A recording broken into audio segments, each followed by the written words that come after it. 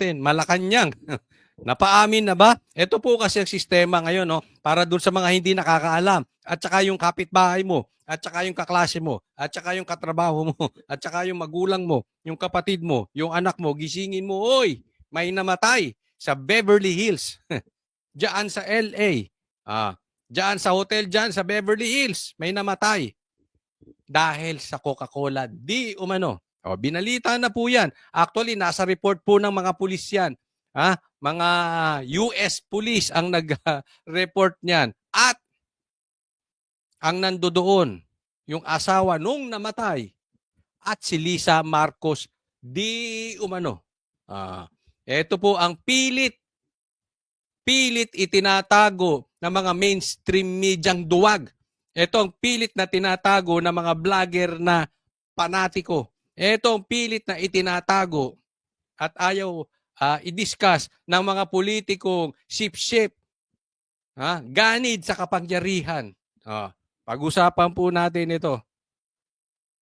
Magkomento ang Malacanang sa lumabas na ulat na cocaine overdose ang sanhi ng pagkamatay ng negosyante na si Juan Paulo Tantoco.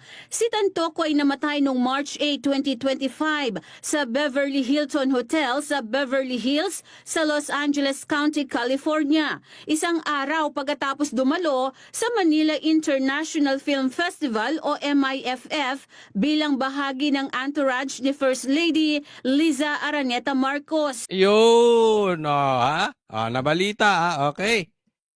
Baka sabihin nyo, fake news na naman kami. Nabalita yan, baka sabihin nyo, fake news na naman si, Ito katanungan, ito talaga gusto kong tanungin. Kayong mga mainstream media na hindi kayo nagbabalita, napaka-plastic nyo mga ipokrito kayong mga animal kayo. Diba? O kaya ibabalita nyo, komentaryo lang konti sa Facebook, hindi nyo naman ibalita ng todo. Chinek ko ang mga balita ngayon eh. Puro dyan sa mga nawawalang bulalo, dyan sa Taal. Pambira kayo. Yan lang bang balita? Hinalukay lang yan eh. Ako wala akong kinakampihan kung kasalanan to ni Atong An o kasalanan to ni Boying o wala akong pakialam doon sa mga yun. Okay? Kasi ang may pakialam dyan, yung husgado. Hindi ko nga alam bakit pirmi nilang pinipilit ibalita yan. Kung may kaso kayo kaya itong ang idemanda nyo, ba't sumbong kayo ng sumbong sa media? Kung tingin nyo may kasalanan sila, idemanda nyo. Nang makasagot sila, hindi ko pinagtatanggol si Atong Ang pero kasi nangyayari, sagutan kayo ng sagutan sa media eh. Hindi po tayo, never tayong kakampi sa gambling, any form of gambling. So legal, illegal, ayoko niya, kay casino yan. Wala akong pakialam dyan. Para sa akin, lahat yan masama. Lahat yan playground ng kademonyohan. Okay? Pero hindi yun ang issue. Wala tayong karapatang maghusga dyan. Kaya dalhin nyo yan sa korte. Huwag nyo dinadala sa media. Ito dapat nating pinag-uusapan.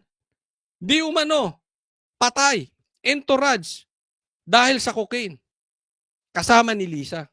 Iisipin mo yan. Nagpunta ka doon para i-promote. Para lang sa ganun, ma-promote mo rin ang Pilipinas. Instead na promote mo Pilipinas, puro kahihiyan ng mga ginawa ninyo. Hindi man lang kayo nakatiis. Ito po hindi tayo nagbibintang kung tumira po sila, si Lisa o hindi.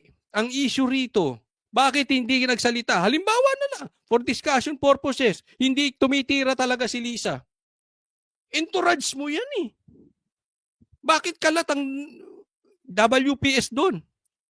O yun, baka hindi alam ni iba WPS, white powdery substance. Sa madaling salita, Coca-Cola, cocaine. Kalat doon, nung namatay, kalat doon. At ano report ng Amerika patungkol dyan? Namatay sa overdose. Huwag nyo nang palusutan. Kasi hindi yan parang Pilipinas na kaya ninyong lagyan ng mga media. Hindi yan parang Pilipinas na pwede nyong itago. Kumalat. So ang issue rito, tumitira si Lisa o hindi, kayo po maghusga. Ilagay nyo dyan sa comment section. Naniwala ba kayo na tumira si Lisa ng cocaine? Ngayon, kung hindi, Sasabihin ko, dapat pinagsabihan niya. Bakit nandoon ka maraming cocaine? May mga injectables pa. Hindi mo pinagsabihan? On your watch. Nangyari to. On your watch may namatay. Ito masakit. Itinago ninyo. Tapos tinawag nyong fake news si BP Sara. Tapos tinawag nyo kaming fake news, kaming mga DDS. Hanggang ngayon, tinatago ninyo. Bakit? Paano ko masasabi? Iilan lang nagbabalita. Asan yung mga mainstream media? Anong binabalita ng mainstream media ngayon? Bulalo. Yung survey ni Marcos. Kung ano-ano. O sige, hanapin nyo sa mainstream. Yung mga malalaking media ngayon. Tingnan nyo kung gaano ka-epokrito. Kayong mga pinklawan. Kayong mga komunista. Kayong mga dilaw. Kayong mga pulahan. Napaka-epokrito ninyo. Ba't hindi nyo ibalita ito? Kasi, alam nyo, baliktarin natin. Halimbawa, may kasama si BP Sara, namatay sa cocaine. Kaming banateros, hindi ako tatahimik. Sasabihin ko, Sara, I will call out Sara. Sara, kung wala kang kasalanan, ipaliwanag mo sa amin lahat. Huwag kang tahimik.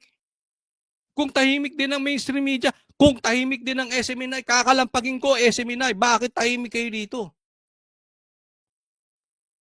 Hindi tayo pwedeng, kaya hindi tayo umaaseno sa mga Pilipino eh. Napakapanatiko natin sa mga politicians. Na totoo lang. Alam mo yung sumisigaw ng budol-budol si Marcos? Kalahati doon, hindi naman talaga nabudol. Kalahati doon, panatiko.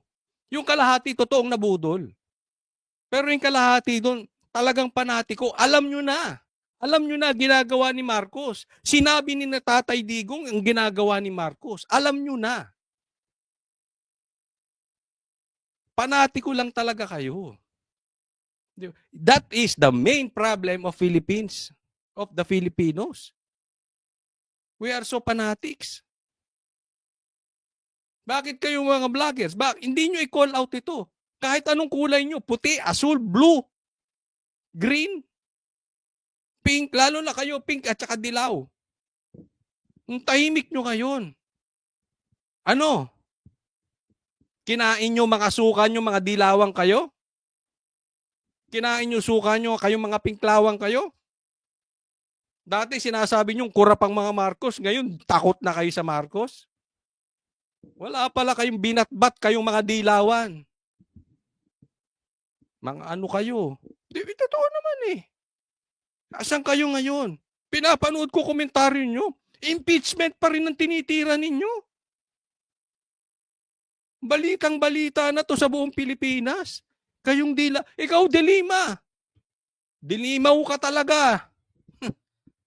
Impeachment pa rin ang kina-question. Kina-question nyo pa Supreme Court at tahimik kayo sa balita ngayon. Alam nyo, mapa-vlogger, mapa-media, mga ma-politician, alam nyo yung nangyari ngayon? Ha? Yung balita ngayon? At iniiwasan tong balita na ito? Hay nako. Acid test po yan sa Pilipinas. Ngayon, alam mo na kung sino talaga ang may mga paninindigan. Yung iba, piniling manahimik. Kasi pag nanahimik ka ngayon, ikaw ay mistulang kumakampi sa mali. Hindi ko naman sinasabing maniwala ka eh.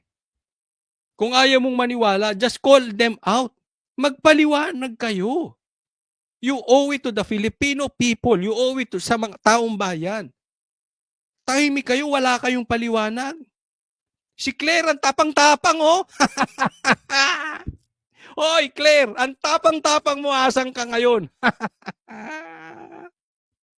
Hindi ka makapagpaliwanag, ano yan? Na-alta presyon ka na dyan. Dinudugo ka na, ha? Dinidismoneriya ka.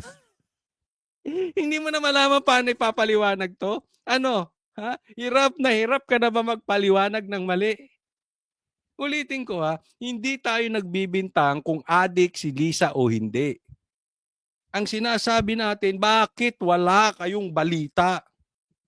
Kayong mga tsope. Oo, kayo. Kayong mga tsope. Ba't tahimik kayo? Mga ano pala kayo, mga Neta Marcos. Naging ugat pa nga ng World War sa pagitan ni na Vice President Sara Duterte at Presidential Communications Office Undersecretary Claire Castro. O, asan ka kayong Claire Castro? Psst, uy! Asan ka? Ha? Ah. Sinabi yan pa niyang fake news si Sara? Asan ka ngayong Claire? Tandaan nyo ha, eto mga to, ang bibilis mag-react. Pansin nyo, dumaan ng Sabado, Linggo, mapapatawad natin kasi walang balita eh. Pero usually yan, pag pumasok ang balita ng Biyernes, naalala nyo, blinag ko na to ng Sabado, pag pumasok yung Biyernes, Sabado, Linggo, usually yan, may excuse yan, hindi yan magpapaliwanag. Pero pag patak ng Lunes, puro paliwanag yan. Asan si Claire? Asan ang media? Asan yung mga politiko? Wala silang paliwanag. Alam nyo kung anong paliwanag nila? Katahimikan. Busal ang bibig ng media. Ano pang paliwanag nila? Bulalo sa taal. Yaan po ang galawan ng paliwanag ng Marcos government. Wala sila explanation. Kundi pinatahimik ang media at kung ano-anong balita. Secretary Claire Castro ang issue dahil sa pagsasangkot kay First Lady Liza sa pagkamatay ni Tantoco. Nung nagkaroon ng malaking krimen sa Estados Unidos na merong namatay dahil sa drug overdose at kung makikita ninyo doon sa police report ay nandoon ang pangalan ni First Lady Lisa Marcos na isa sa mga tao doon sa loob ng kwarto kung saan yung tao ay nag-overdose sa suspected drug overdose sa hotel room at ang daming nakikitang white powder substance na sinabi doon sa police report ay suspected cocaine din, ay bigla nilang kinidnap, kinuha si Pangulong Duterte. Sa kanya Ito nga, kita nyo, okay? Sinabi ni BP Sara, patay sa loob ng kwarto na maraming cocaine. Kasama si Lisa. Si Sara po nagsabi niyan. Doon na lang muna tayo. Di ba? Kung ikaw matino, asawa ka ng presidente, kahit sabihin nating hindi ka nag-take, bakit hahayaan mo na nasa isang kwarto kayo, nakasama ng entourage mo, kalat ang droga. Tapos namatay, wala kang paliwanag. Dapat yun lumayas ka. Dapat nga yung binaligtad mo mesa eh. Ano siya? Mga animal kayo? Dapat gano'n na sinabi, mga animal kayo, asawa ko ng presidente, dito kayo magtitake, dinala nyo pa rito yan. Yang kabalbalan yung bisyo, dinala nyo pa rito. Pwede nyo namang gawin yan sa Maynila eh. Ba't dito nyo pa ginagawa yung mga yan? Nandito tayo para magtrabaho, mga animal kayo. May ganun ba si Lisa? Hindi, kaya nga sabi ko sa inyo, ito hindi pagbibintang kay Lisa. Pero mati siya rito. Tumira siya o hindi siya tumira, wala siyang ginawa. Ang balita pa nga dito, andoon pa yung jowa nung anak niya. Ito, hindi natin, yun lang sabi sa balita eh. Hindi naman ito binalita ni BP Sara. Pero kung yun ay totoo, you will see the character of the family, di ba? Halimbawa, jowa ng anak ko, at nakita ko nando doon, at may mga droga sa harap, binugbog ko siguro yun. Ako hindi po tayo nagpo-promote dito ng violence, okay? Ang point ko lang dito eto, why will you allow such thing? Anong klase? Sinong matinong magulang makikita na yung jowa, kung totoo ito yung jowa mo ay hinahayaan, gumamit man siya or hindi siya gumamit, at hinahayaan na doon siya. Pinaalis mo man lang. Nagigets nyo yung point? Kita mo yung puso, kita mo yung karakter ng family. Diba? Okay, binalita ni BP Sara. Anong sagot ni Claire? Sa kanya pala nang galing ang fake news. Kita mo? Si Sara pa fake news. Tingnan mo ipokrito niya itong babae na ito. Kita nyo? Ngayon, asan ka? Diba? Ang tagal mo magpaliwanag?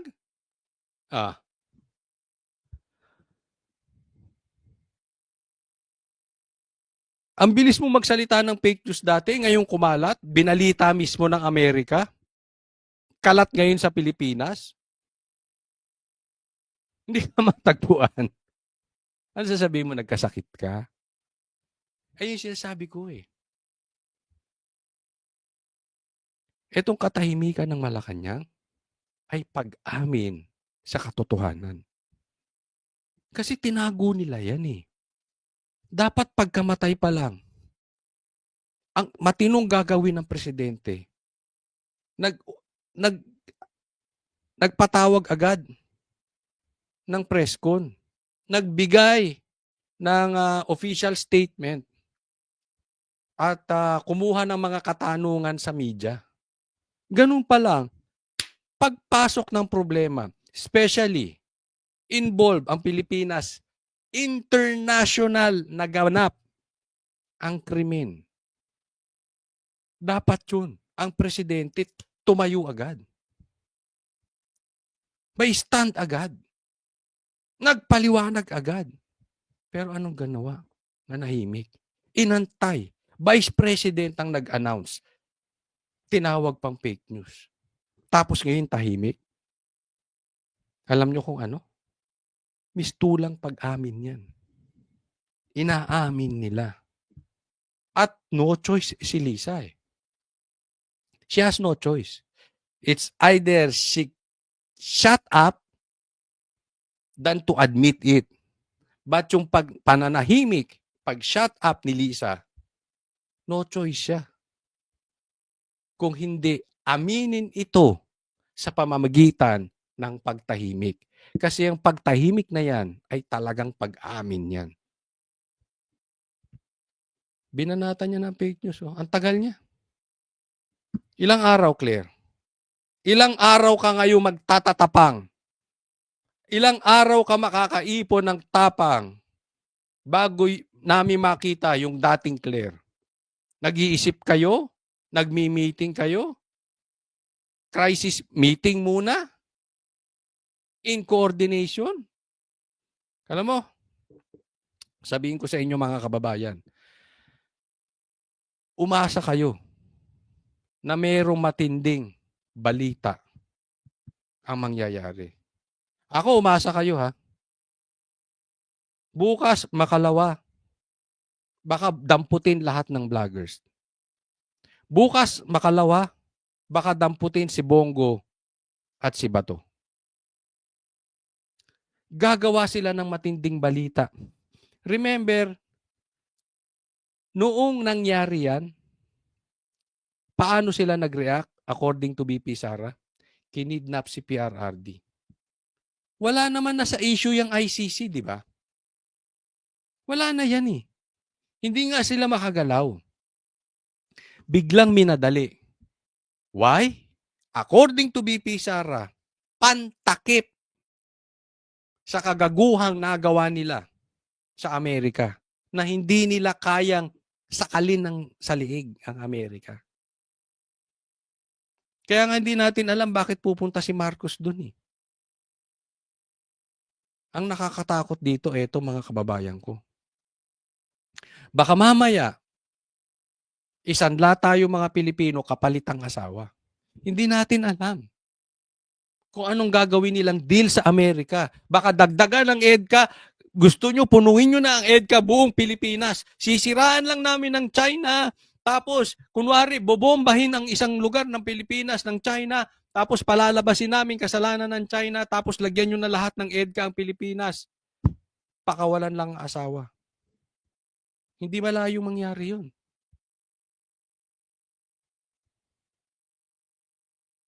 Kasi nga itinago eh. Dahil kung yan inamin nila, you will expect na may repentance. You will expect na gagawa nila ng solusyon sa tamang paraan. Pero hindi. Itinago eh. So ibig sabihin, priority nila. Huwag masira si Lisa. In all cost, do whatever you want. Basta mailusot natin si Lisa. Ganyan po lumalabas. Nung kanilang hindi pag-amin. Even yung pananahimik ng media. Even yung pananahimik ni Claire. Kaya, ako, sabi ko sa inyo, hindi ako magugulat baka bukas dinadampot si Bato. Ingat kayo, Bato. Bongo. Para mapagtakpan ito, nakakatakot ang susunod na ilang araw sa Pilipinas. Tandaan nyo ito sinabi ko. They will do everything. Kung susundan ko yung sinabi ni BP Sara, kung nagawa nila sa dating presidente na nagpalibing sa tatay nila, na kaya siya naging presidente is because yung apelyidong Duterte, nagawa nila yon, pagtakpan lang si Lisa. They can do anything. Baka magdadampot yan para mapagtakpan itong balita na ito. Kaya nga itong ato ay matindi. Kayong mga dilaw. Kayo rin mga vloggers ng dilaw. Napaka-hipokrito ninyo. Tahimik kayo ngayon. Kinain nyo nasukan nyo? Kayong pink? Pulahan na rin kayo? Again, hindi ko sinasabing pagbintangan nyo si Lisa. But call out for an explanation. Official explanation coming from the President himself together with Lisa. Hindi si Claire. Siya pala ang source ng fake news na ito Tinan mo, plastic ka. na pinapakalat laban sa unang ginang kay First Lady. Nitong linggo ay kumalat sa social media ang report mula umano sa website ng County of Los Angeles Medical Examiner na may case number 2025-04377 na ang sanhi ng pagkamatay ni Tantoko ay dahil sa paggamit umano ng cocaine. Nakalagay rin sa medical examiner na ang iba pang dahilan ay cardiovascular disease. Makikita rin na open ang status ng kaso ng pagkamatay ni Tantoko. Sa pagbisita ni Presidential Communications Office Acting Tama na, bago tayo pumunta dyan. Itong bagong PC, oh. Sarap ng... Sabihin yung fake news. Sige. Sabihin yung fake news, yung ospital. Sabihin yung fake news ang Amerika. Galing po yan. Ang source po niyan, galing Amerika. Hindi po Pinoy. Ang swerte naman ng bagong PCO secretary. Secretary Dave Gomez sa press briefing room ng Malacanang ay natanong ito sa issue. Idiniin kasi ni Gomez sa Malacanang Press Corps na ipagpapatuloy niya ang paglaban sa fake news. Sa tingin niyo po, Sec, part ng fake news yung pag-i-involve po kay First Lady dun sa Tantocos death? Tantocos death. Yes po. That's a private matter. I cannot comment on that. Tantocos death. Parang, Tantocos death? Question mark. Hindi mo alam? Doon pa lang panloloko na. Ipagpapatuloy daw niya. Tingnan nyo kung gaano ka-ipokrito itong gobyerno ni Marcos? Pagpapatuloy ang fake news. Ba't hindi nyo sabihin fake news kami ngayon?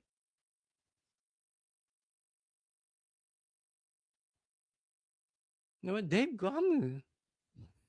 Ay, tanto. Ano sabi niya? I cannot comment on that. Yes po. That's a private matter. I cannot. Pag i-involve po kay First Lady dun sa Tantocos death, Tantocos death. Tantocos death. Mahina ka pa. Oy, marami kang kakaining bigas. Paturo ka kay, paturo ka kay Claire. Kung si Claire yan, namamayagpag pa yung dito, yung napagkalaki-laki. Tapos sasagot ng ganyan niya si Claire. Alam naman po natin na pag ito ay galing sa Vice President, ito ay fake news. Kaya nga naman, siya ay sabing dapat haharap sa impeachment pero hindi siya makaharap-harap. So kasalanan to lahat ng mga Duterte. Ganon! Marami ka pang kakaining bigas, Gomez. Matatanggal ka rin dyan. Kita mo, ang bilis-bilis ni Jay Ruiz. Hoy!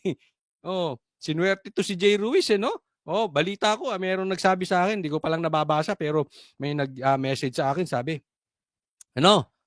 nagpapasalamat daw si Jay Ruiz. Blessing in disguise, no? Oh, ikaw ang napaupo ngayon yan. O pag upo mong ganyan, tapos mahina ka pang nilalang. Tantocos death. Tapos private. Paano naging private?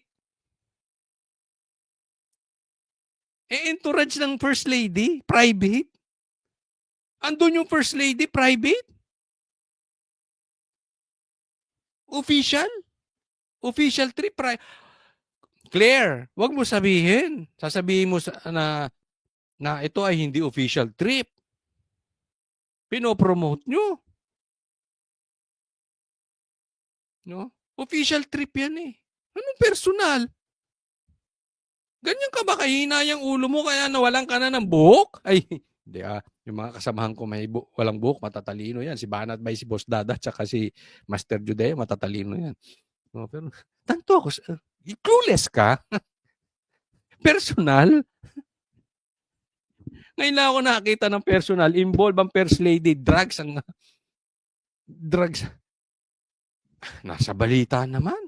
Paano ka naging PCO secretary hindi mo alam? May mag-research ka kung hindi mo alam yan. Nakita nyo kung gaano ka-ipokrito sila ang gobyerno ngayon? Tapos ang hinaharas nila, ang pinapalabas nila, ang propaganda nila, fake news ang mga Duterte vloggers. Wow. Di wow. Kaya kayo, huwag kayong papayag. Kasi mga pula vloggers, pinklawan vloggers, kung ano-ano. Diniscuss na nilang lahat. Kaya magduda kayo. Kung ang DDS vlogger, hindi rin i-discuss to. Magduda na kayo mabuti. May diferensya yan, DDS vlogger na yan. Iniiwasan to ng mga vloggers. Papatayin talaga sa inyo. Mamamatay tao. Mamamatay balita, hindi mamamatay tao. Mamamatay balita talaga to mga ito. Huwag kayong papayag. Hindi ko tatantanan to. Araw-gabi, bablog natin to. Pati shorts nito kasama sa vlog. Hindi kayo lulusot dito. Until magpaliwanag kayo. Involved kayo or hindi. Ganon, then explain. Diba? Hindi pwede. Huwag nyo, yung mga paborito nyong vloggers, huwag nyong palalagpasin. Kung kayo nandito pulahan, huwag kayong papayag na yung paboritong pinapanood mo na vlogger, hindi ito diniscuss.